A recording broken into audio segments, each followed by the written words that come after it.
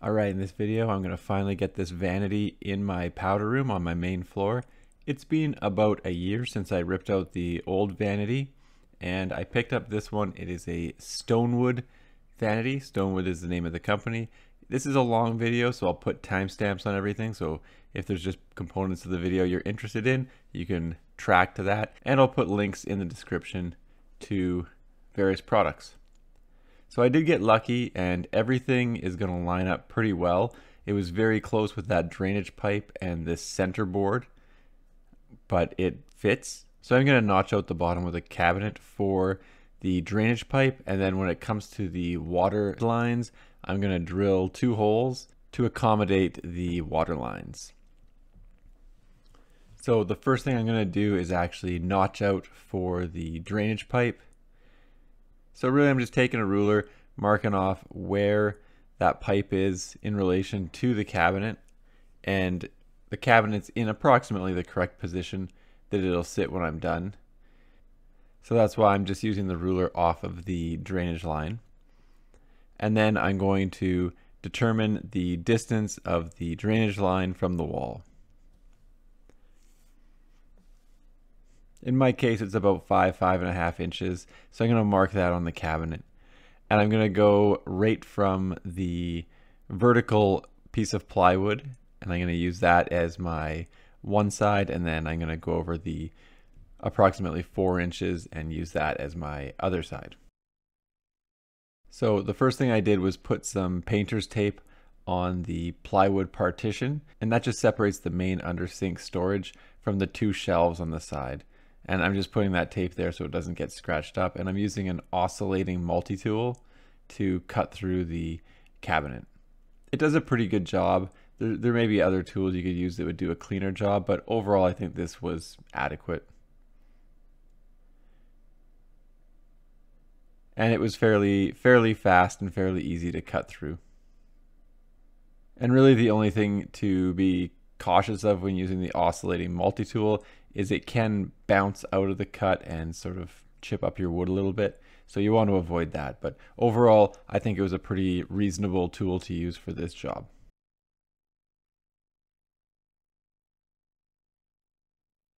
And that's the first notch cut out.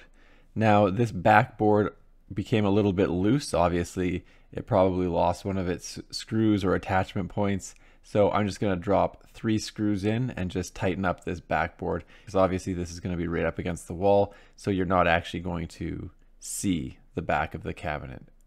Once it's secured to the wall, you'll never see this again. So this is fine, and it'll help keep the plywood a little bit more rigid.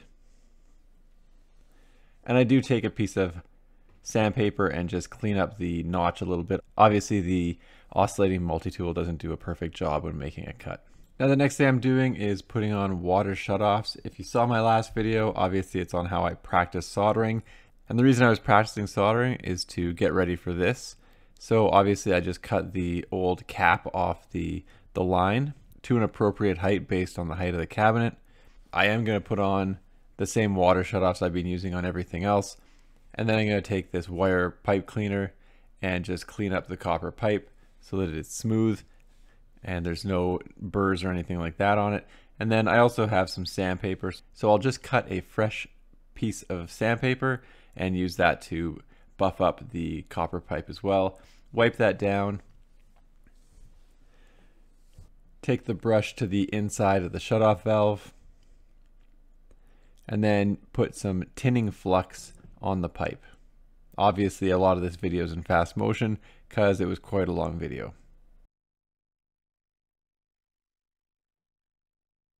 And when you put the tinning flux on the pipe, just make sure there's no bristles from your brush that get stuck in there. Then I'm going to put the tinning flux on the shutoff valve, put the shutoff valve on the pipe, and wipe off any excess tinning flux. The problem I find with too much tinning flux on the pipe is that it starts running down and then it'll discolor your pipe. So just wiping it off solves that issue. To prevent burning my wall, I just throw another sheet of drywall in there and then a really old license plate that I've got kicking around the house. And I use it between 1/2 inch and 3/4 inch for these shutoff valves. For the copper caps, I was using just 1/2 inch of the solder, but for these I find it does use a little bit more, or it accepts a little bit more. The other thing I find with these water shutoffs is that they take a long time to heat up, so obviously this is in fast motion and slightly edited, but once it's hot they actually retain their heat really well, so don't touch them for a little bit, just let them cool down, don't put any water on them, that kind of thing. So that's what it looks like. I think I did a pretty reasonable job on the first water shutoff. A good amount of solder, and there's nothing running out of it. So just while I'm waiting for the tap to cool down, I will start polishing up the other tap. And one thing to note here is I do solder these on with the tap in the open position. So the tap is not closed when I'm soldering them. And just like the last one, take the sandpaper, clean up the copper pipe. Then take the wire brush, clean up inside the shutoff valve. And apply tinning flux to the shutoff valve, and then once that's done, apply the tinning flux to the copper pipe.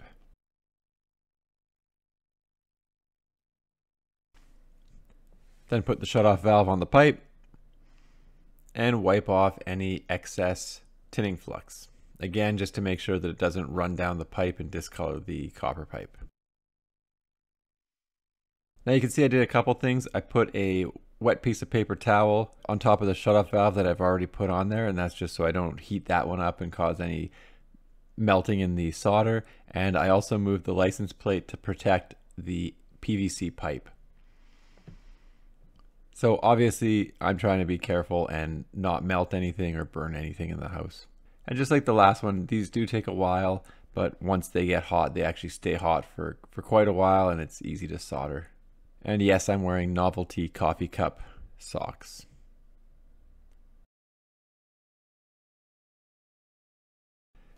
And that's it. Pretty fast to get these soldered on and no difficulties. Again, like I said in my last video, it's best to practice a few times before going at it, especially if you don't do this every day. So that's what they look like. I think both jobs turned out good.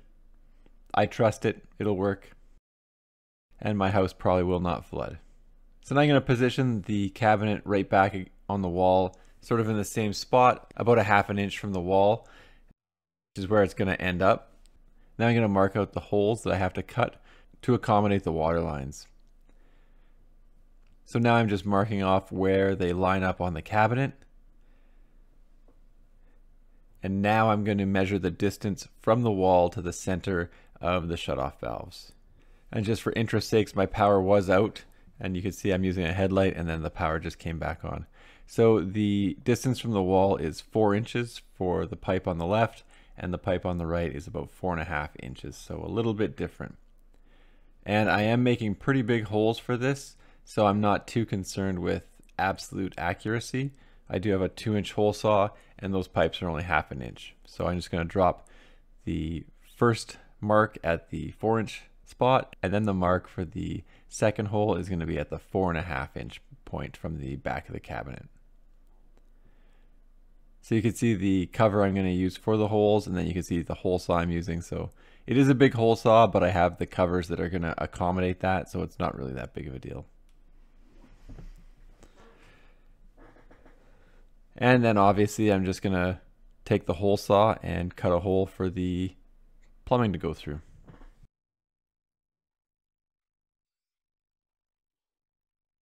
And I'm going to have to step away and get that chunk of plywood out of there.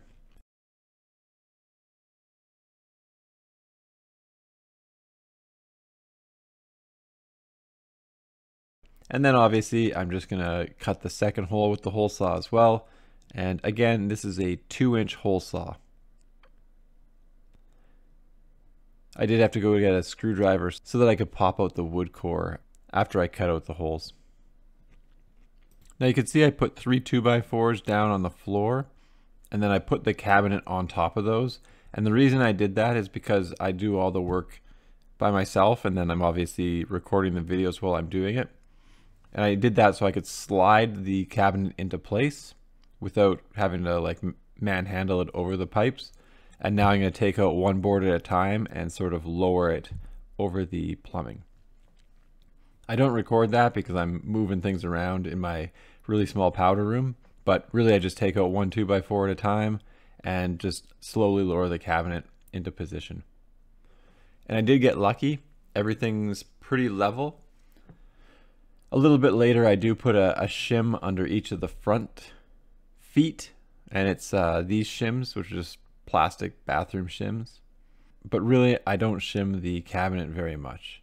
It's just when I screw it to the wall, it sort of pulls everything back a little bit and gives me a bit of a dead space in the front. And this is the countertop that came with the sink. So it's granite, and then it has two backsplashes, obviously a longer one to go along the back and then a shorter one to go on the sides. So after I took it out of its crate, this is what I got. You can see that the front right corner is not that close to the wall, and it's because this corner right here, I find this is pretty common where the corner of the drywall is sort of a little bit bulged out. So what I do with that is just take a utility knife and just cut the corner back a little bit, and that allows the countertop to sink in a little bit beyond the edge of the drywall. And that's going to get covered up when I put the backsplash on. Now for joining the wastewater plumbing, I did pick up this pipe joint compound.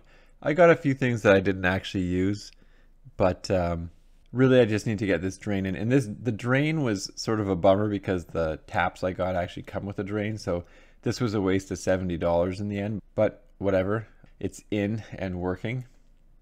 And I got really lucky with this drain. I didn't really have to do too much. I didn't have to move anything. It just lined up, so that was really beneficial. You can see that it just goes straight down into the P-trap, no issues at all. I didn't film myself putting the plumbing back together later, but suffice it to say everything lines up. I'll give a brief demonstration of it in a bit. Now this is called a filler strip. It actually came with the cabinet as well. So I'm gonna just mark out how high I need to cut it. The other option you can cut is the cabinet as well, but I'm not gonna do that. I'm just gonna do the cut the filler strip down method. And I also need to mark out where the studs are so that I can put a couple screws to the back of the cabinet that'll hold everything in place. So quick trip to the basement to cut that filler strip. And then really just slide the filler strip into place. So it's going to look like that, and now I'm not going to have things falling back there, and I'm not going to have a gap between the sink and the wall. And I'm not going to overdo it with the screws on this filler strip.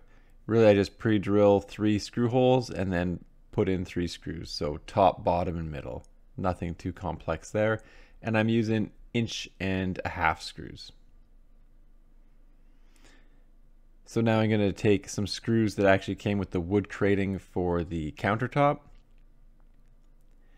and I'm going to pre-drill the screw holes for the back of the cabinet, and then I'm going to drop 2 screws in that are going to extend into the studs in the back of the wall. You can see I didn't use a stud finder.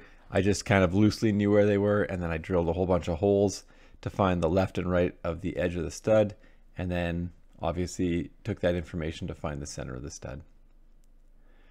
Now I'm going to run a bead of silicone across the entire top of the cabinet, so all 4 edges. And with that on, I'm going to do a 1-person lift here. The box says it should be 2 people, but obviously it's a bit of a smaller cabinet, so it's not that heavy actually. And then just put the countertop in place on top of the silicone. I didn't record putting the drainage components together because it was kind of hard to see in this area while I was working, but the drain secures with a rubber gasket, a nylon washer, and a metal nut, and they all just go on the drain pipe. And then the P-trap secures to the drain pipe with a nylon gasket and a nut as well. So the gasket just goes on like that, and then the P-trap goes in place, and then everything's held in place with just one more nut. So you can see rubber gasket, washer, and then the metal nut. Obviously got to tighten that on there pretty good, and you can see that I used the thread sealant. And then here's the other nut and nylon washer. Obviously there's a drain, And then everything is also secured in the back as well. And I'm just leaving the plastic container down there so that while I'm testing it, making sure it's not leaking, that I don't get water everywhere. And then once I hook up the water lines, I also want to make sure that I don't get water all over the inside of the cabinet if there is a leak. But in my case, there are no leaks to be found. Now the plumbing's not hooked up yet, but I did fill the sink with water. Obviously I want to test it and make sure that it's not leaking before I hook up the water and let everyone in the house use this thing. But suffice it to say, it's not leaking, and so far so good. The cabinet comes with 3 handles. You could choose what kind of handles you want. Obviously we chose black in this case. And the handles come with screws, but the screws are too small. So the manufacturer of the cabinet gives a few extra screws to go through these cupboards. Very straightforward. It just requires a screwdriver and then screw the handles into place. And that's what they look like.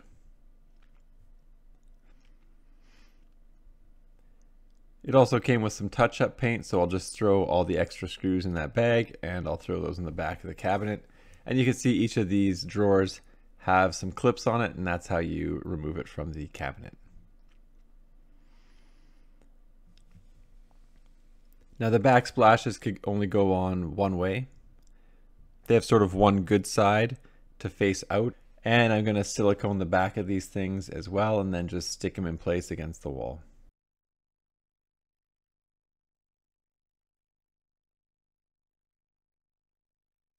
So just squirt on a fairly generous amount of silicone on the back of each of the backsplashes.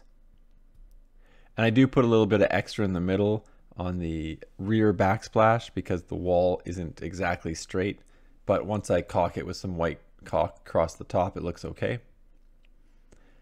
And I just place the rear backsplash, sort of move it back and forth a little bit, get a good smear on that silicone. And then I'm going to do the exact same thing with the side backsplash. Generous amount of silicone, put it in place, and then move it back and forth a little bit to distribute the silicone across the wall and the back of the backsplash. Obviously, you're going to press it firmly against the wall to make sure that it sticks in place. For the sealant around the edges of the backsplash and the countertop, I use the exact same clear silicone. Normally I don't film myself doing silicone work because I make such a mess of it, but feel that it's an important component of this job. So like I said, just wipe it down and make sure it's smooth and looking good. Now for all the edges that touch the wall, I don't use the clear silicone. I switch over to white kitchen and bath silicone.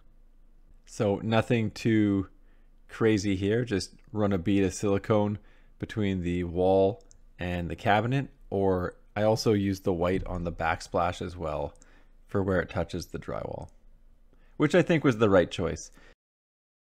So you can see what I'm talking about here. I used the clear on the bottom for stone to stone, and then on the top where it goes stone to drywall, I used white. I am going to have to come back and paint the wall, so that might clean up the edges a little bit, but I think white was the right choice there. And I was concerned about these drawers with the door. When the door's open, obviously it's a little bit close, but it's not too bad. I'm fairly happy with how the drawers open. And then obviously the last thing you need to do is put a faucet on here. So we got a Moen branded faucet. I got the faucet at Lowe's, and then I used Lowe's to price match with Canadian Tire. So I got 10% off the Canadian Tire price for this thing. My sink only has one hole, so I don't need the 3-hole adapter. And really for this sink, you just need that rubber O-ring and then that nut. And you can see, like I said, it does have the drain that came with it. I didn't know that was going to be the case, so I did drop $70 unnecessarily on that drain. But honestly, I feel that the metal one that I installed feels like a better drain. So I'll put that rubber O-ring on the tap. And just because it's really hard to see what's going on, it's got an oddly shaped washer that goes on, and then there's a big long nut that just sort of goes on and obviously tightens the washer to the underside of the sink. And it's got this weird plastic tool as well that you could use to tighten the nut up. So I'll just feed everything down through that one hole. Make sure the O-ring's still seated. And then, like I said, I didn't really film under here. It's a little difficult. But you can see I've got the nut on there. And then I'm using that plastic tool just to tighten everything up. And this oddly shaped yellow key is actually to take the aerator off of the taps or put it back on. Now I'm going to attach the cold and hot water lines. First, I'm just going to run them down by hand. And then once the rubber comes into contact with the shutoff valve, I'm just going to take a wrench and tighten it about a quarter turn, maybe closer to a half a turn.